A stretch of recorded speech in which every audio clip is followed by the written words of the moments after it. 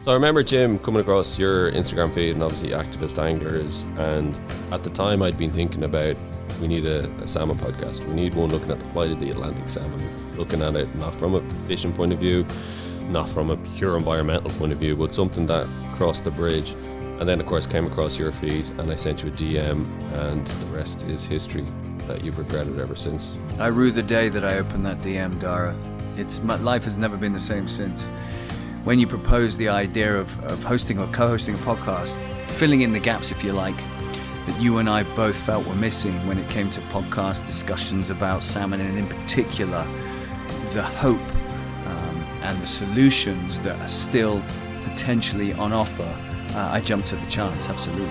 So who are we going to hear from on this podcast series? Well, we have a whole plethora of guests. We managed to strong arm, we managed to cajole, we managed to press gang a wide spectrum of people to come on our show. We have revered scientists like Ken Whelan, Phil McGinty, Glenn Nolan, and we have a whole gamut of activists, advocates and professional anglers such as Alex Morton, Mikael Frodin, Yvonne Chouinard, Charles Clover, Paul Whitehouse, John Bailey, Dominic West, Matt Harris, to name but a few. They're all there. The incredible thing actually about that list, I think, Jim, is you have everybody from the billionaire founder of Patagonia, Yvonne, to activists, to anglers, to scientists. Every time we reached out, they said no problem. They wanted to come on. They wanted to talk about this issue. They wanted to try and explain what they thought was going wrong, and also then possible solutions to it as well. Absolutely. There was no unwillingness in stepping forward and coming onto the show. And I think that is because we're at the 11th hour, aren't we? The salmon is in crisis. It has recently become an endangered species officially. People want to know what they can do.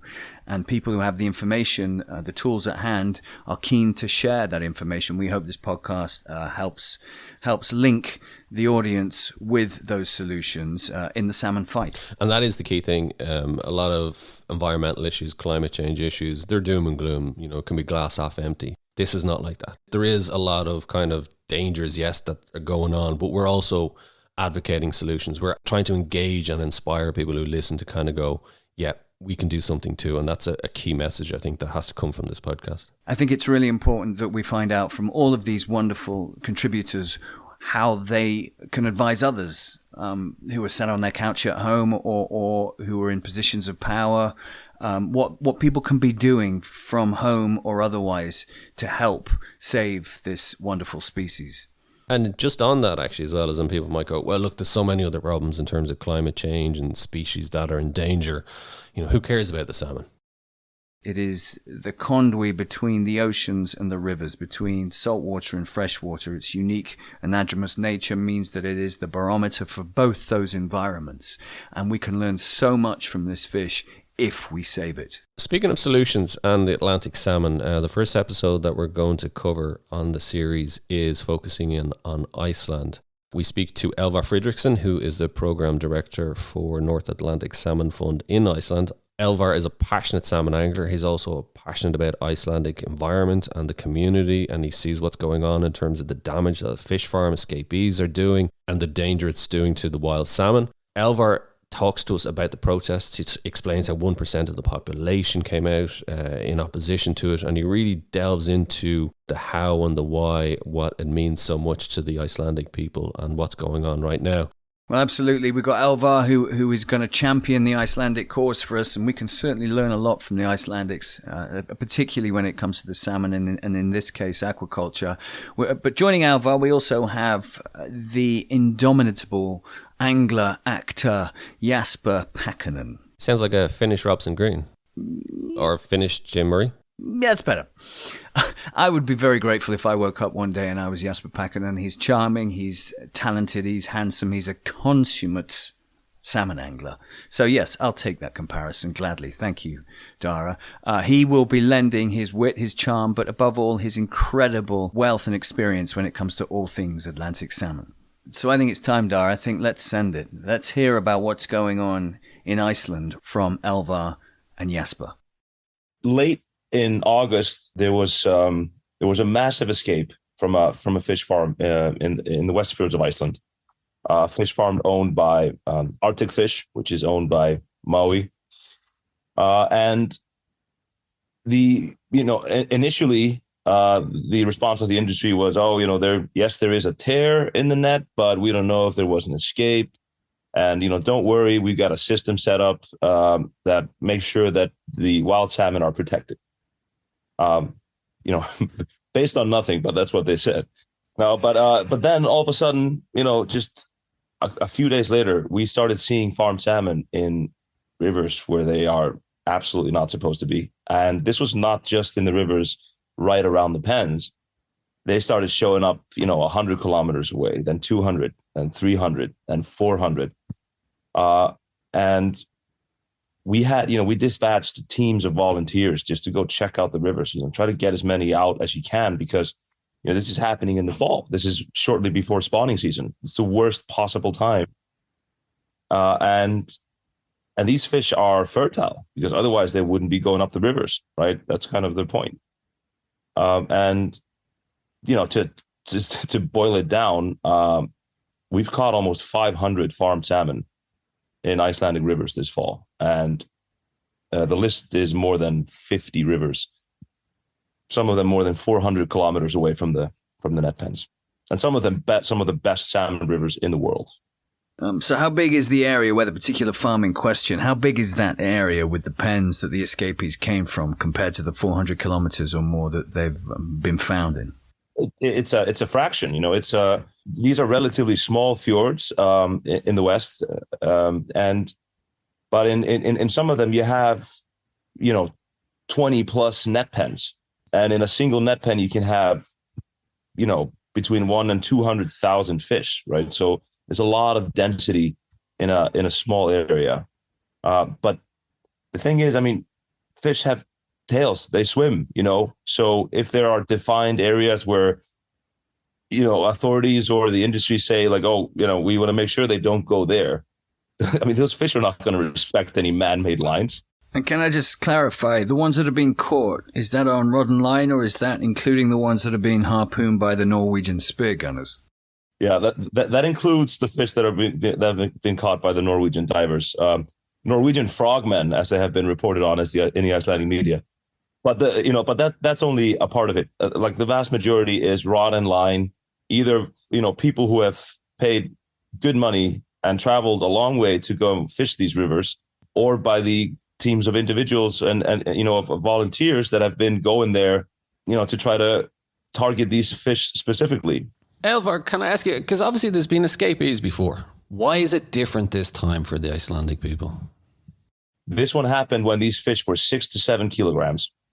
The internal protocols and monitoring duties of the company were not followed. So they hadn't monitored that pen for 95 days. And they use this sort of equipment, lighting equipment, which essentially is supposed to prevent or at least delay sexual maturity for these fish.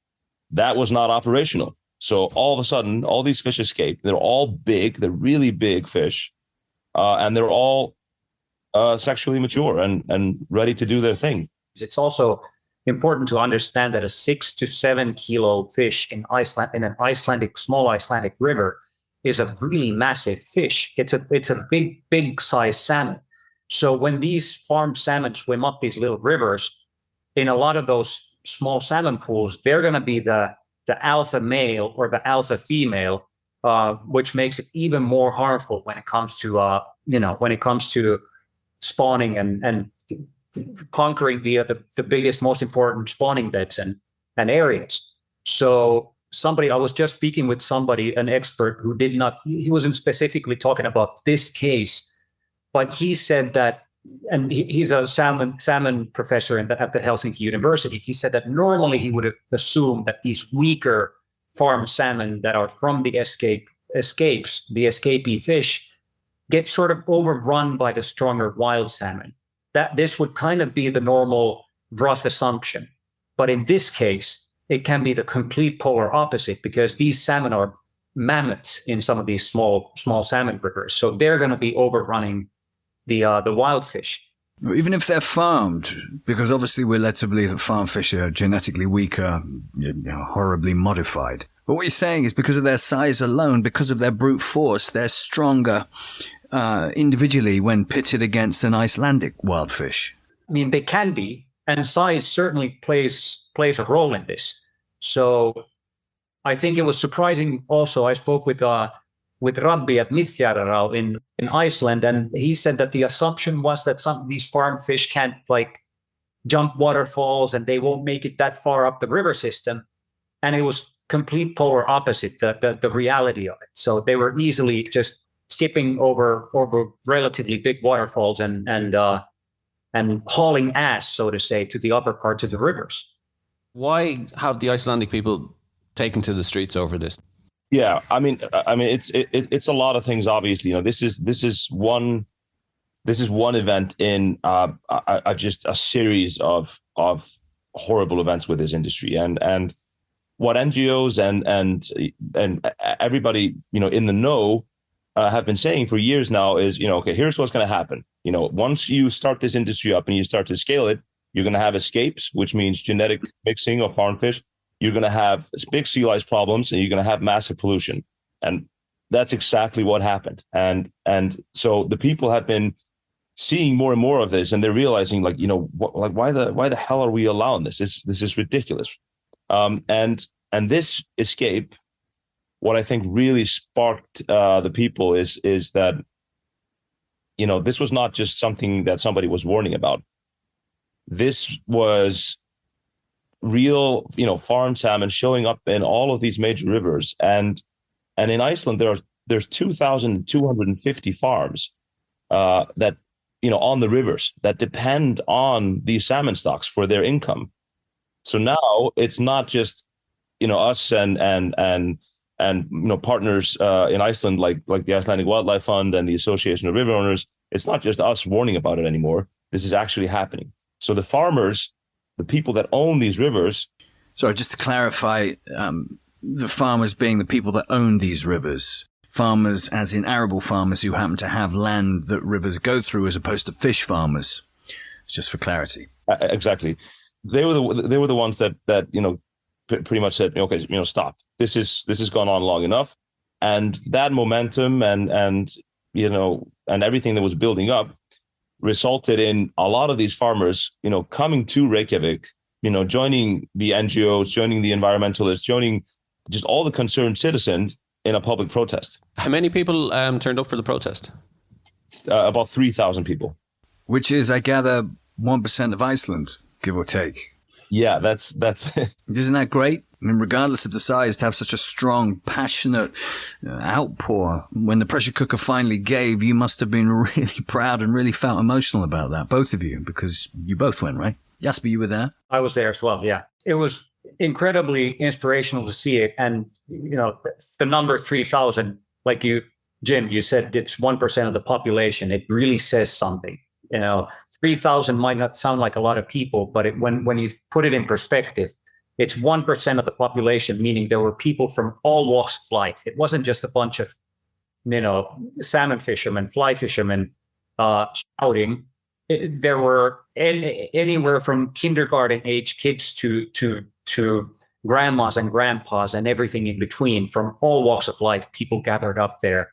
You could tell normal Icelanders who have never been on a salmon river, who are not interested in salmon fishing, but they're interested in Icelandic nature and the state of the environment, showed up, and it was truly incredible to see that. Was there anger? We're Nordic, and Nordic people are very subtle.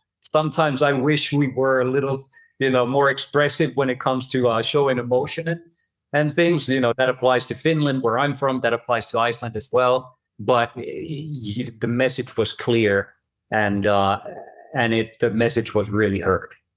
We're hearing, obviously it's early days, but we're hearing that Parliament have listened, and they're seriously deliberating massive reformation and regulation across aquaculture, certainly in Iceland. Is it too early to hope that that's what's going to happen? It's not too early to hope for it. We've been hoping for it for years now.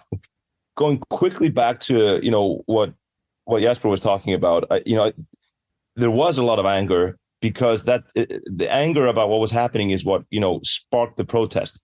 But the general feeling at the protest was this is terrible, but we need to move on and we need to change. There's hope for the future. That's kind of the vibe that I was getting, because I mean, all the picket signs that people were holding, there were so many of them which were saying, that people want to protect the environment. They want to protect the wild salmon.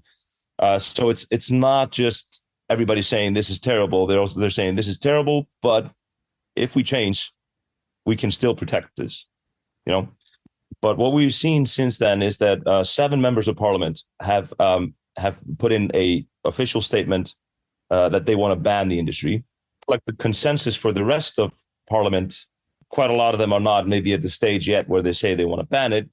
But I think everyone agrees that this is completely unacceptable. And there has to be a fundamental change in every aspect. Were the politicians taken by surprise by the outrage of the public? From all the times I've covered fish farming, salmon farming, the politicians generally, back it, whatever country I've kind of dealt with it, and they kind of ignore the public reaction, because it's never kind of burst through. So because of this mass movement that suddenly appeared, where the politicians like, whoa, okay, we better take this seriously, otherwise we'll lose our seats here. Yeah, no, I would say so, definitely. There have been a handful of politicians that are very pro-industry that have, tried their very best to minimize this whole event and the impact that it has had. But in my opinion, they have been very unsuccessful in doing that, because, opposition against this industry is growing every day. And it's not just the protest. We also, we make sure that there are very frequent nationwide surveys performed on the matter, right? So we have very clear metrics and data showing that, what the people's opinion is. And, latest polls show that like 63.5% of Icelanders are against this industry. So you as an elected official, like how are you going to ignore that? Correct me if I'm wrong, but I'm seeing kind of similarities to kind of Iceland grasped the nettle that was the banking crisis back then. They're grasping the nettle now that is the crisis that is salmon farming. I get the sense of once they do grasp it, they will actually go ahead and do something about this. I mean, I very much hope so, and I have the same feeling in the sense, and I think the tiny population helps, obviously, right? It's fewer people you have to convince, but what everyone in Iceland realizes is that no matter what industry you're looking at, whether it's tourism, fisheries, or fish farming for that matter, everything that Iceland has is based on this clean image, right? It's the untouched, pure Iceland with a small population and a conservation mindset. Now, do authorities in Iceland always act like that? No.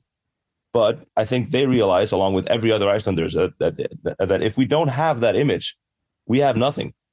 So how are you going to maintain an image that this is such a pure, untouched place, while at the same time you're allowing an industry to just take over and pollute all of our rivers, that have 10,000 years of evolutionary history, and at the same time you want to keep increasing tourism and get people over here? It just doesn't work.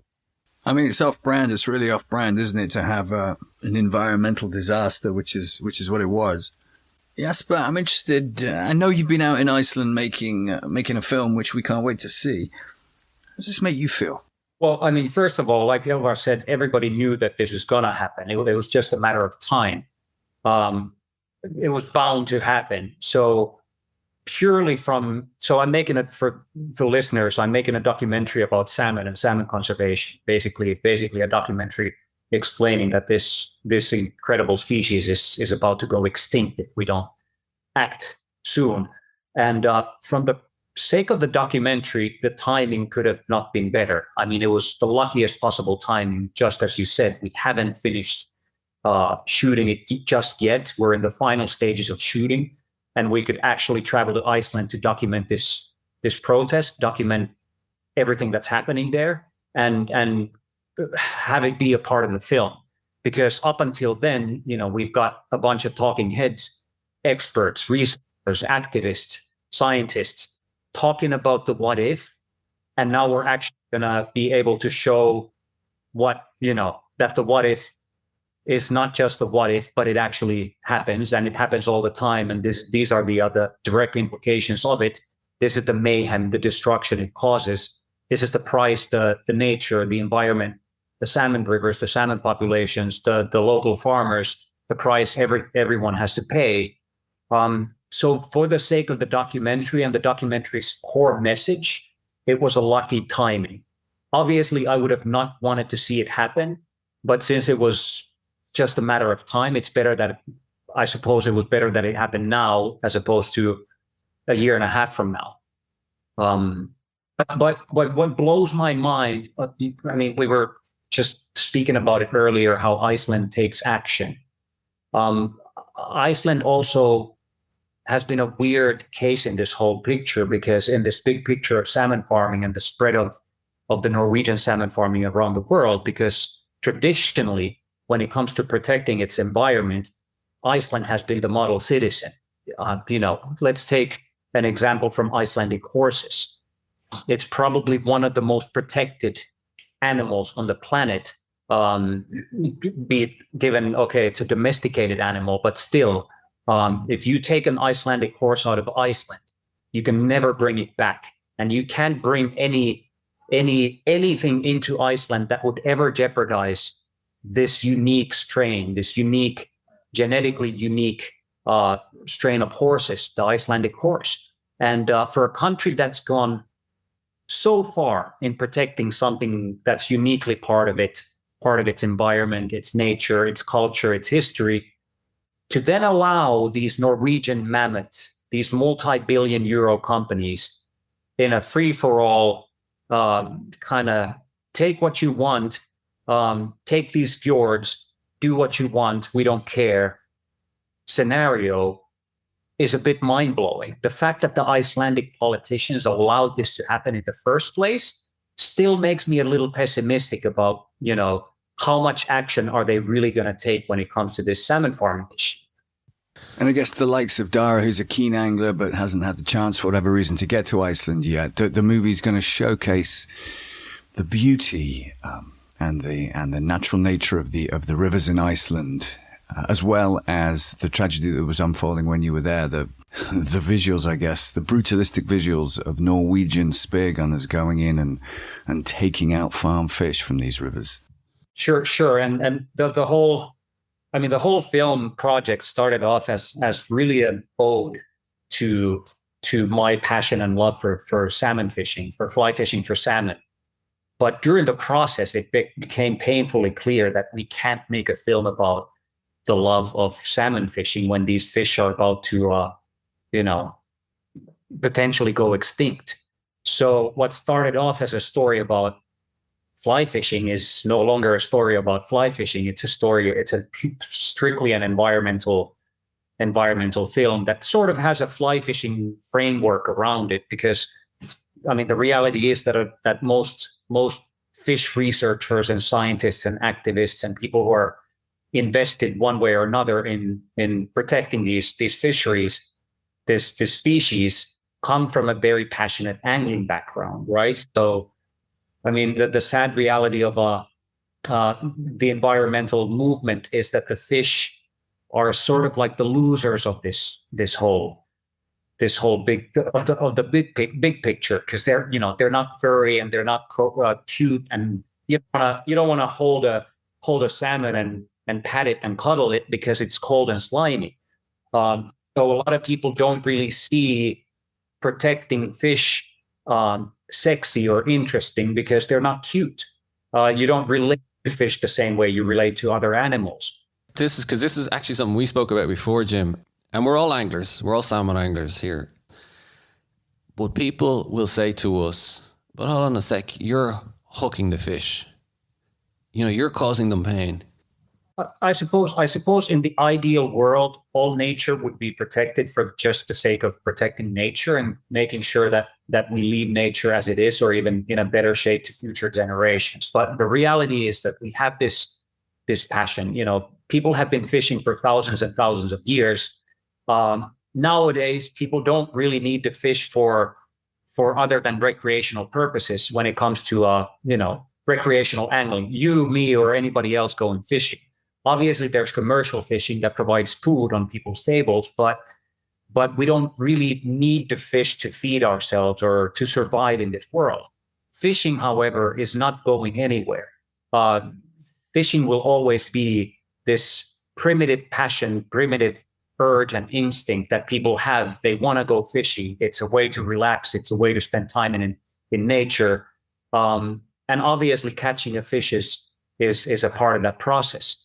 We, anglers, when especially the ones who are concerned about the state of our fisheries, want to do things the right way, we cause as little harm as possible to these fish. We're also pretty much the only ones who protect these fish.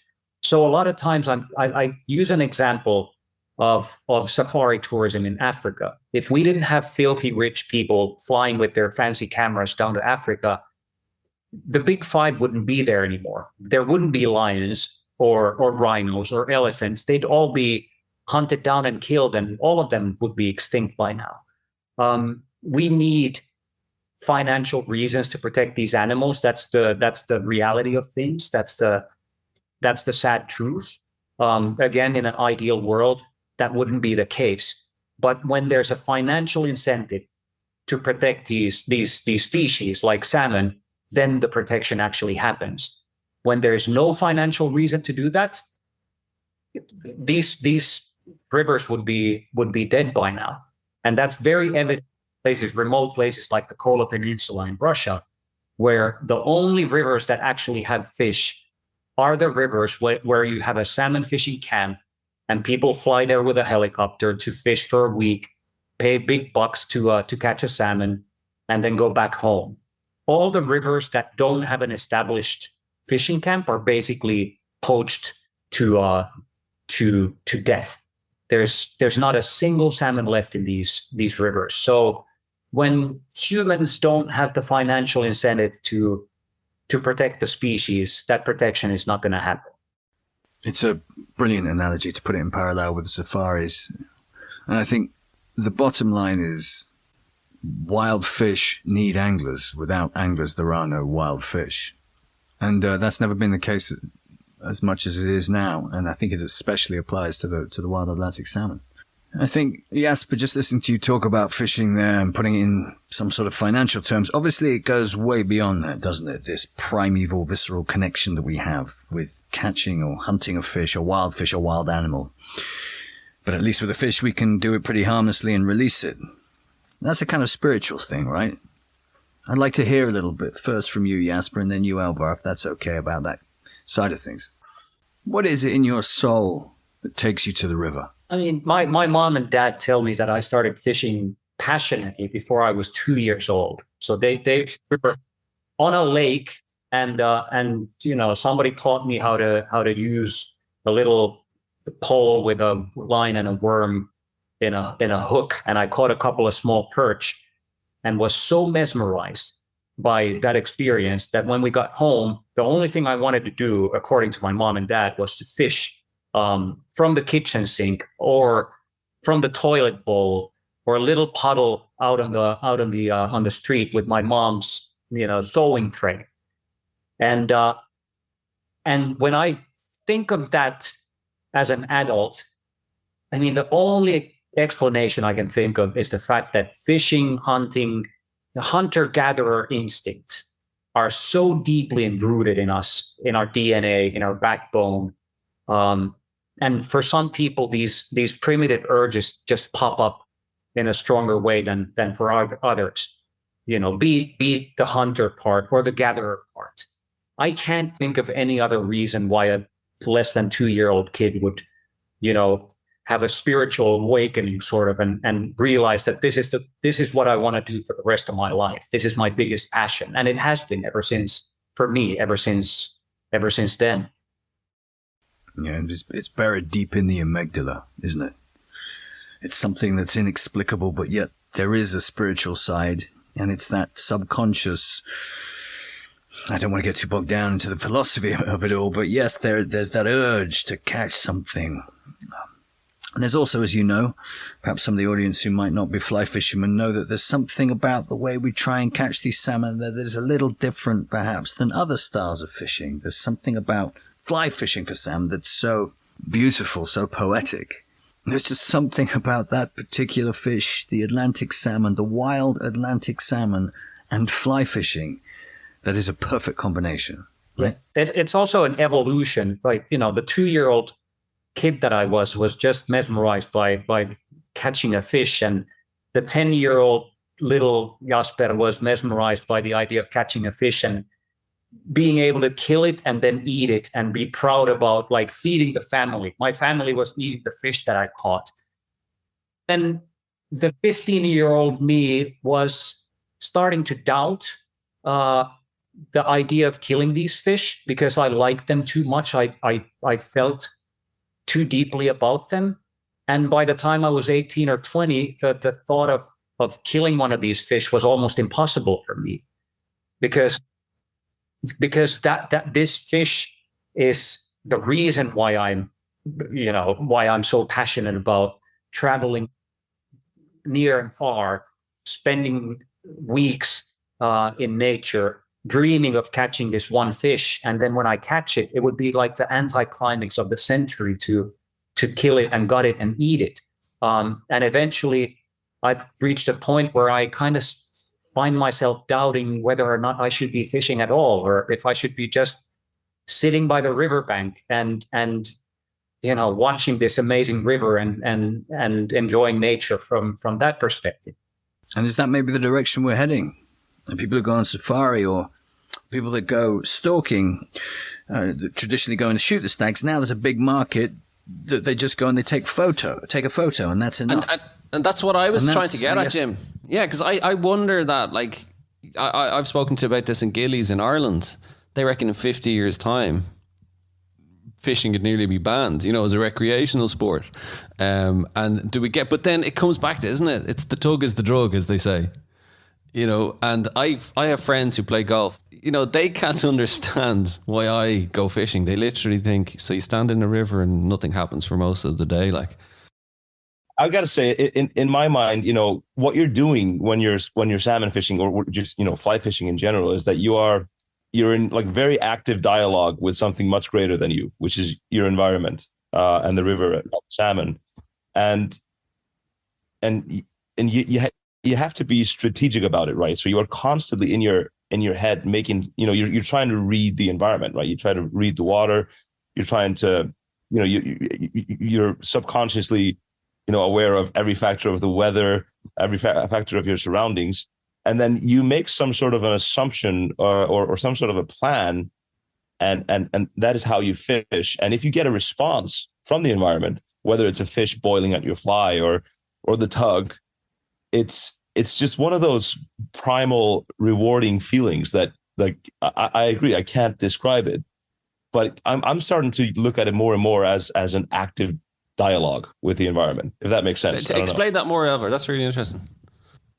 I mean, we've all been salmon fishing, right? We know if the water is low, the fish are going to hold in tighter spots where there's more oxygen because there's faster water. If the water rises, they will move out of those spots and they'll seek comfort. They'll go into those comfortable spots. There's a certain light because the sun is setting behind that mountain, which might affect your choice of flies. There is, I don't know, air pressure, all these kinds of things, and you're constantly reevaluating your strategy and what you're doing in that environment. So in my mind, that feels like a very active conversation, and hopefully the result of that conversation is getting to engage with a salmon, whether it's just a fish chasing your fly or you actually hooking it. It's just this unbelievable thing. I've never thought of it like that, actually. Yeah. I mean, I remember when I first started salmon fishing, the size of the river suddenly, compared to the trout streams I was used to, and the rods and the tackle and the people, it's heavy stuff. It's big stuff.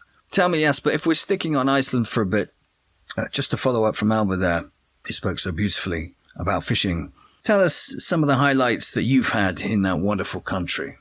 Iceland has taught me not necessarily more than any other place, but certainly it's up there, because the Icelandic salmon fishing in these very small streams that you could barely imagine salmon swimming up.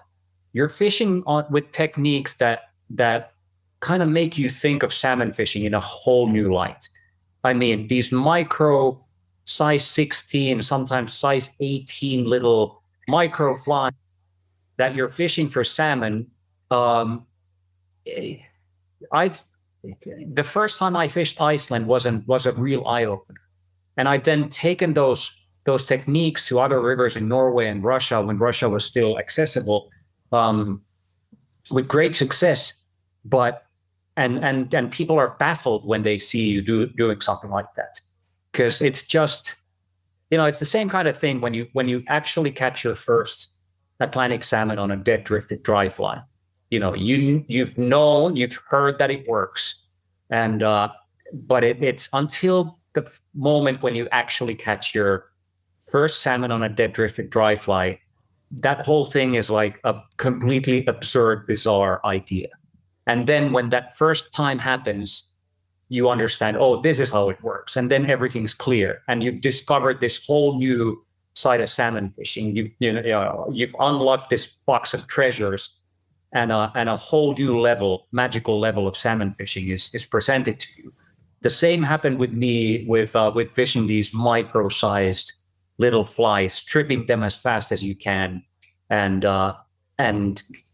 getting reactions. And a lot of times it's the most effective way to fish outside of Iceland as well, when the conditions are right. That's what's so infuriating, but also so magical about salmon fishing, because just when you think you got it nailed, the rug is pulled. Someone else next to you or downriver is catching more fish and doing the polar opposite, right?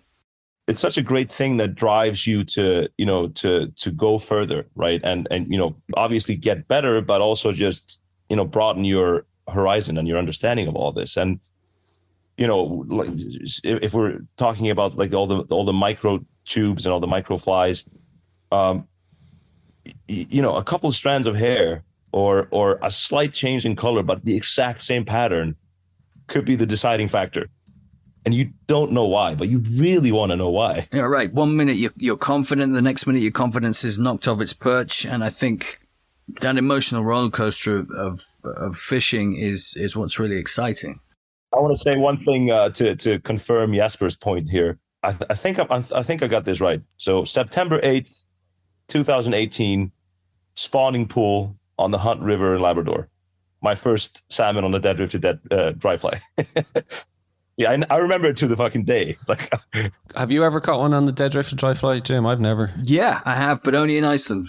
And it was on the Mid-Federau, Rappi's Mid-Federau up there in the canyons. I'm sorry, Dara. I'm sorry. One day we will take you. Jasper, what was your highlight from Iceland if you were to pick a favorite salmon?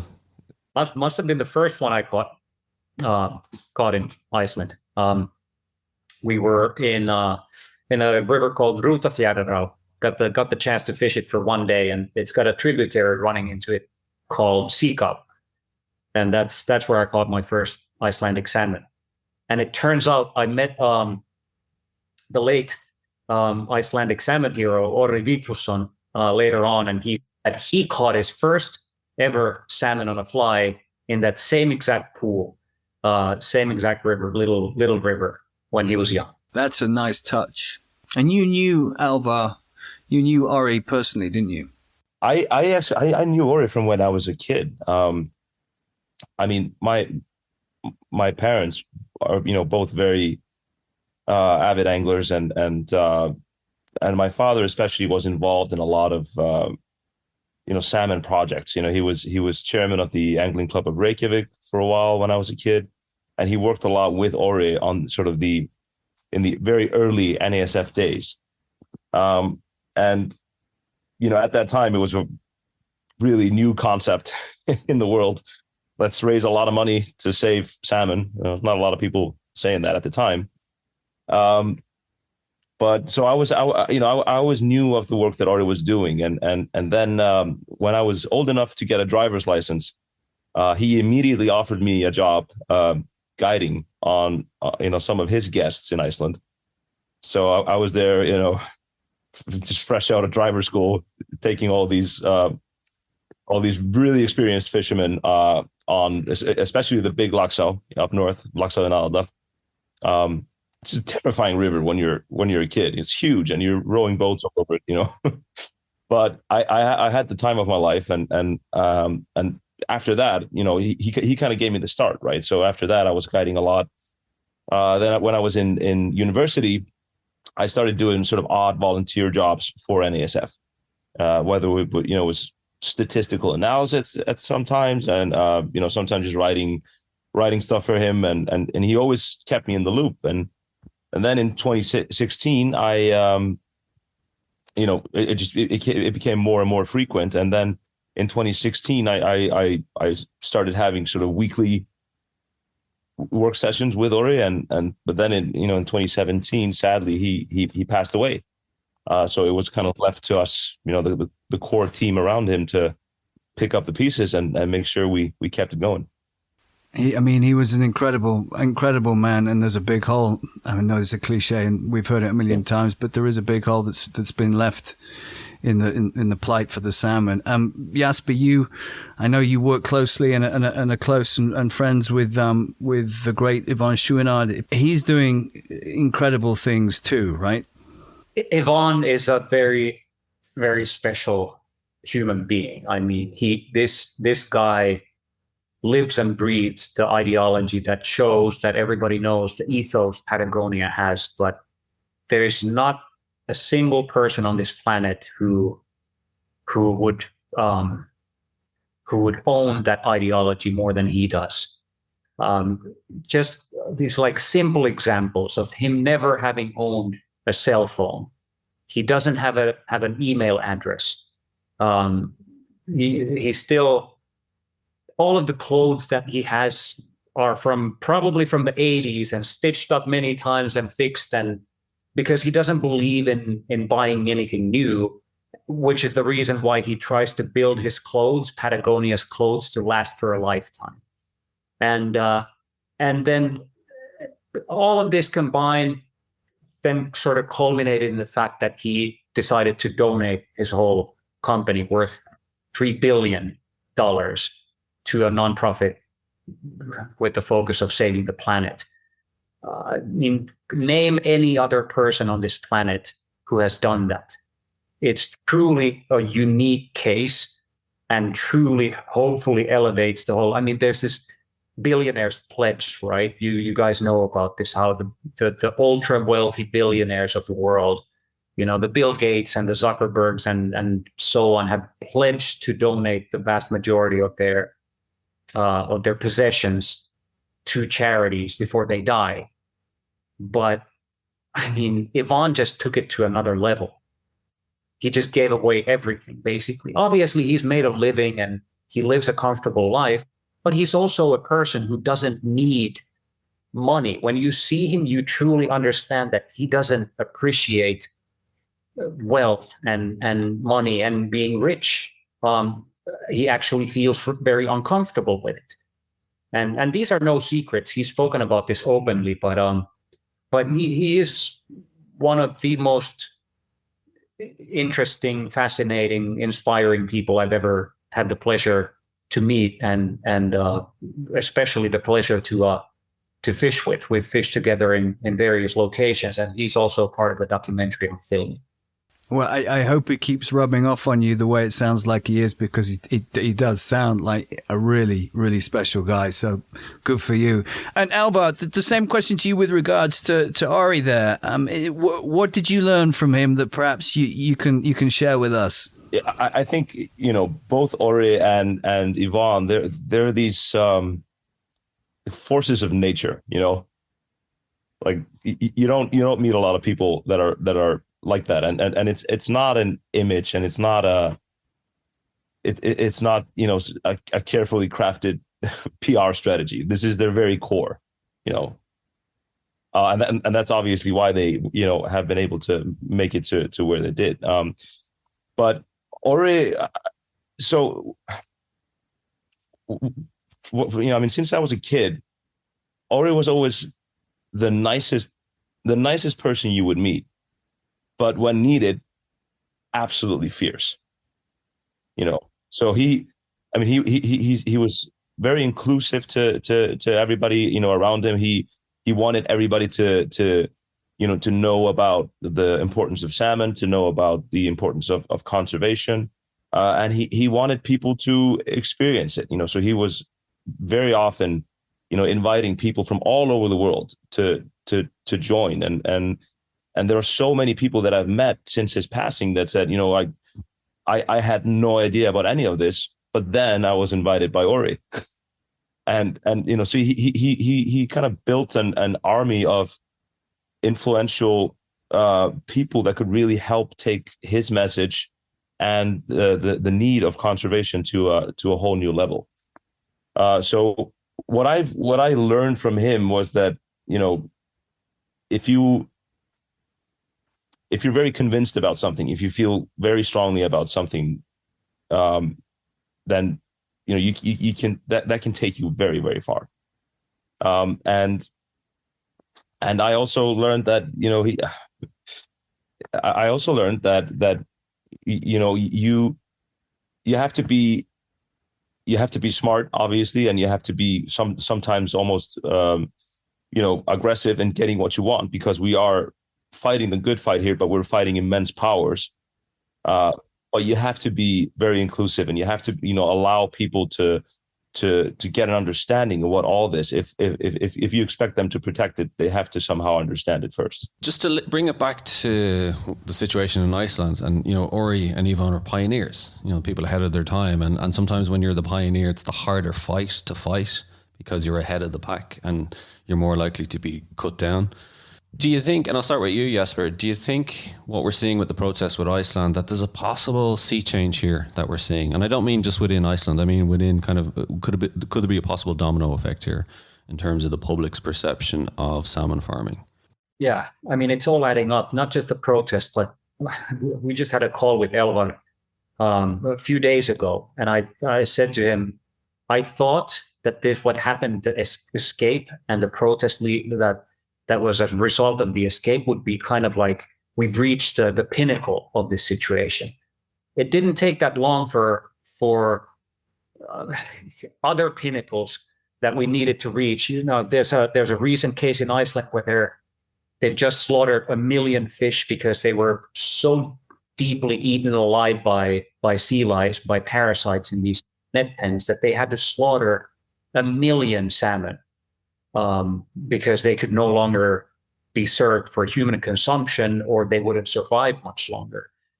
And there's a recent case in Norway where the Norwegian Food Authority, who does surprise visits, checkups on salmon farms, went to a specific salmon farm and found out that they had a slaughter boat vacuuming. So the way it works is you have these net pens, like Elvar said, you have 100,000 to 200,000 fish in a little net cage.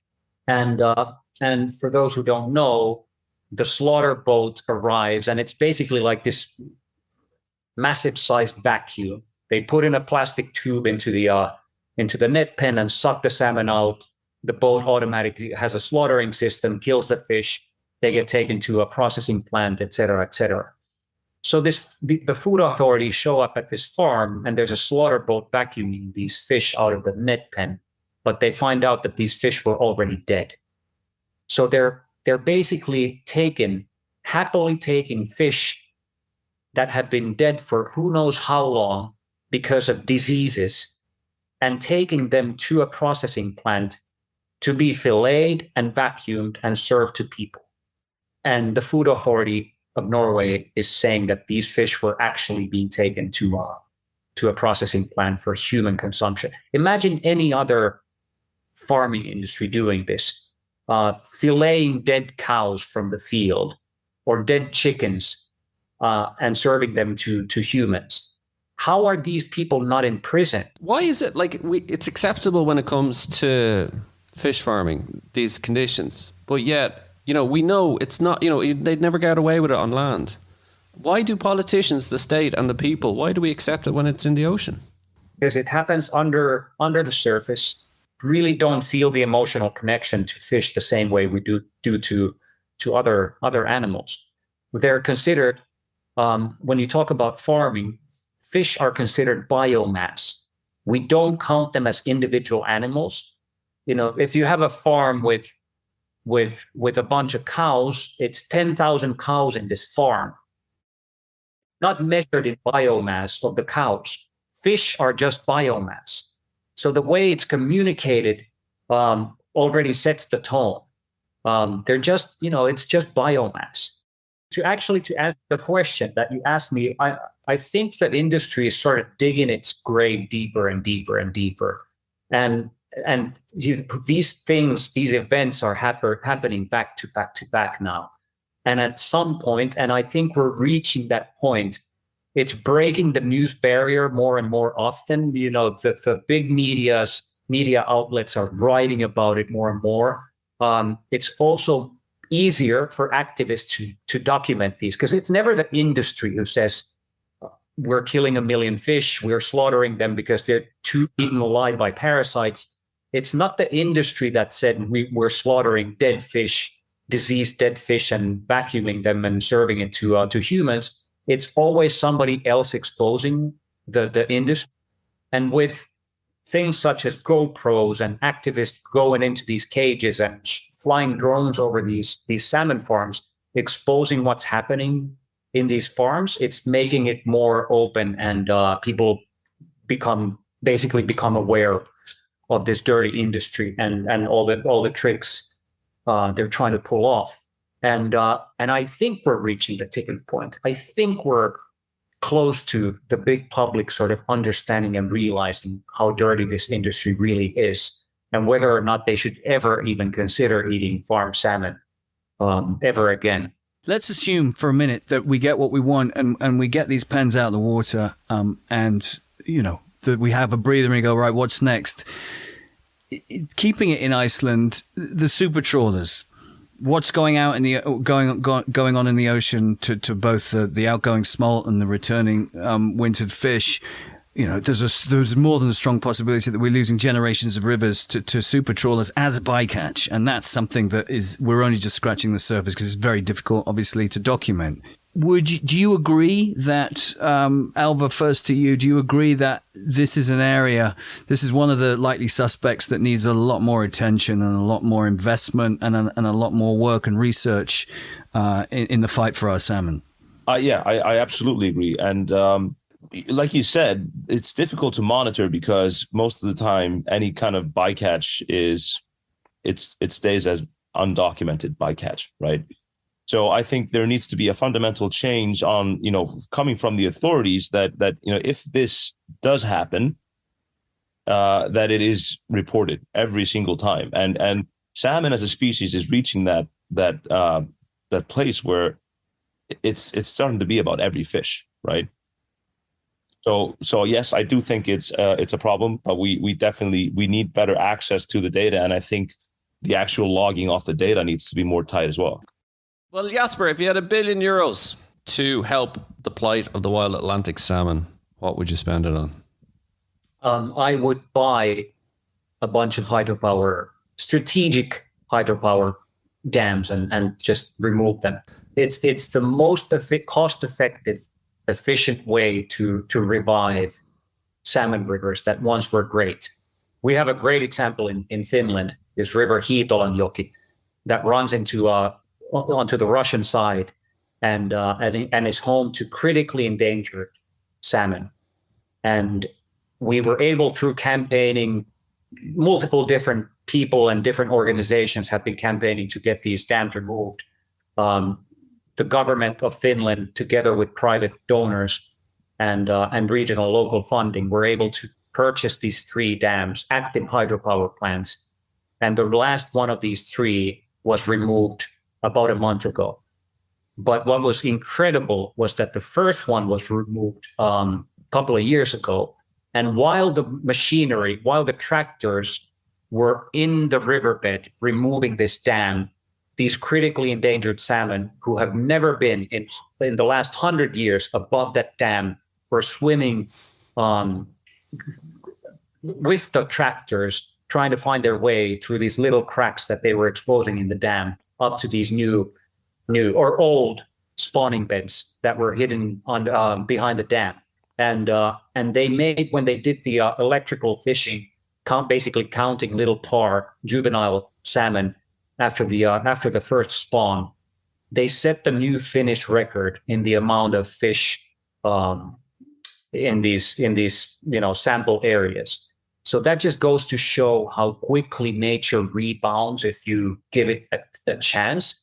And removing existing dams, existing hydropower, taking down the dams is by far the most cost-effective way to revive these salmon populations. Sorry, just to ask, because I know in certainly in other parts of Europe, these dams, a lot of them are not used anymore, right? They're historic, they're relics.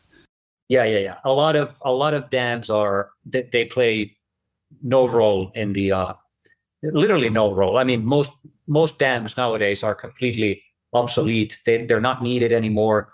Out of the thousands and thousands of dams in Finland, for example, a handful actually play a role in energy production. You could if you left 50 dams and moved all the rest of the thousands of dams, it would have a very marginal, if no real effect on producing energy. So when people think about removing dams, they often confuse that with the idea of needing renewable energy and why are we removing something that is needed on this planet.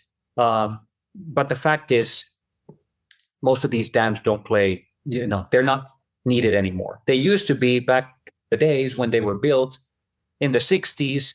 One of these small dams provided much needed local energy. Nowadays, you can replace even these medium-sized dams with one modern windmill. That's how insignificant they are in their energy production. So the short answer is, I would buy a bunch of hydropower plants in Finland, in Norway, in other countries, and take down these dams and let the rivers do their job. Let the fish return and have thriving fisheries in very short period of time. And Elvar? Yeah, I would spend most of that money towards eliminating fish farming. We're seeing it firsthand now how just how quickly things can go really wrong, and that's damage that's irreversible. So I would use most of that money to fight the fish farming industry. But then I would use a lot of it too to do what you could say are traditional NASF projects, which is going straight to the source and buying up, whether it's like Jasper is saying, hydro plants or unsustainable fisheries. Basically using private funds, asking people, recognizing people's rights in every way, but asking them, please, do not do this, and I'll compensate you fairly, and let the river and the environment just take over. Great answer too. To follow up, Jasper, and now you've got no money, and in the real world, what can people do at home from their couch or whatever to help the cause? Social media has great power, and I've seen it in Finland through campaigning over social media. When you spread the message and you encourage others to spread the message on social media, once you reach sort of a critical mass with this message, the politicians start listening. And Finland went from being literally in a dinosaur age when it came to protecting our fisheries. Everything was backwards. Everything was, a relic from old times. Our fisheries have been devastated by irresponsible fishing practices, fishing politics. And through campaigning on social media, which costs nothing, basically just people taking a stance, standing up for what they think is right, bombarding the politicians with questions, with requests for doing the right thing. Little by little, that boat started turning. And Finland went from being something that I was pretty ashamed of to to being something I'm pretty proud of in a very short period of time. And now is, for example, leading the way in Europe with removing more dams and more significant, more important dam removals than almost any other country in Europe. This is all because of social media campaigning. This is all because of normal things people kind of took to the streets in a modern way, took to the pages of social media, Facebook, other outlets, and got their voices heard, and eventually the politicians listened. Social media, that's great. What about you, Elvar? Yeah, I mean, I would absolutely agree with Jasper's point on social media. I mean, it's of course up to us who are trying to implement the change to make it easy for people, to do something, right? Because you can't expect everyone to really go out of the way to do something like this. But social media has the power of creating, calls to actions and things that people can do. And they can do it in a matter of seconds, and they can do it from their couch or wherever they are. So that's a huge factor. And I would say, secondly, people need to just change their consumer behavior when it comes to salmon. I mean, this whole industry is built upon the notion that they are, well, that's what they claim, that they are feeding a hungry world, and that's just not true. I mean, you're taking, cheap fish protein from third world countries and turning it into feed for a luxury protein that's being produced in Iceland and more countries, which most of the world can't afford, right? So you as a consumer, you need to you need to just make up your mind, and if you care about the salmon and if you care about the environment, do not eat salmon from open net pens. It's as easy as that. And if there's no demand, there will be no supply. Such a good point. And there was something you said earlier, Jasper, when you were talking about Yvonne, about, not needing new things, and it's the consumerist mindset that our culture is kind of driven on, Black Friday, all these kind of things. And it ties in with your point, Elvar. Salmon farming only makes up 5% of the global aquaculture industry. And it's, like you said, Elvar, it's sucking resources from the other countries around the world in terms of their aquaculture that they need. And it's going towards paying for this middle class affectation, I think is the best word I can come with. Our love of sushi and our, we've been sold a pup, essentially, that the middle classes think they need. And if we start enlightening them and educating them on this, the reality is, something actually a lot different. And I think that hopefully will make a difference. Just to counter that a little bit. Please do. My learned friend. You've also sadly now got salmon being, the food for the poor. Certainly in the UK, people that can't afford, it's the cheapest form of protein. You can go into a supermarket and spend like a couple of quid on a salmon, on one of the shittier salmon fillets, but you do that, you got a family of 6 living on top of each other in social housing, and that goes a long way to get your protein count because of the marketing behind it. Obviously, it's cheap protein. So you're absolutely right. I think the lion's share is probably the sushis of the world and the smoked salmon and all that nonsense. But sadly, they've now got a big market in the poorer people, which is a tough one to unsell. Do you know what I mean? It's it's like cheap beef, cheap mince.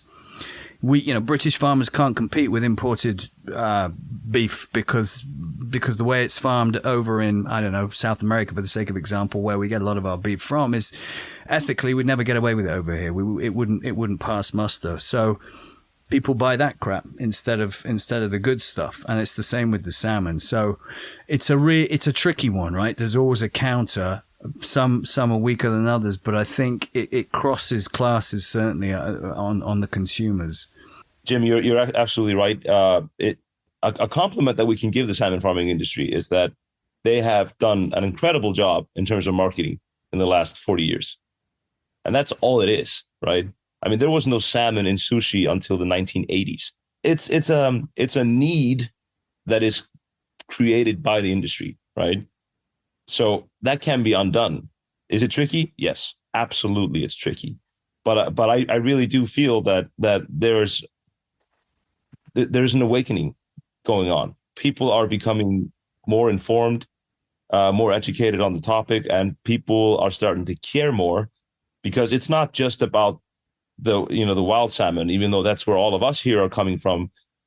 People should care about salmon farming because they use pesticides that pollute the fjords and kill other crustaceans, because they use copper oxide on their pens, because they kill the seabeds and the ecosystems around them, because all of their waste goes unfiltered into the ocean, and they don't even have to pay discharge fees.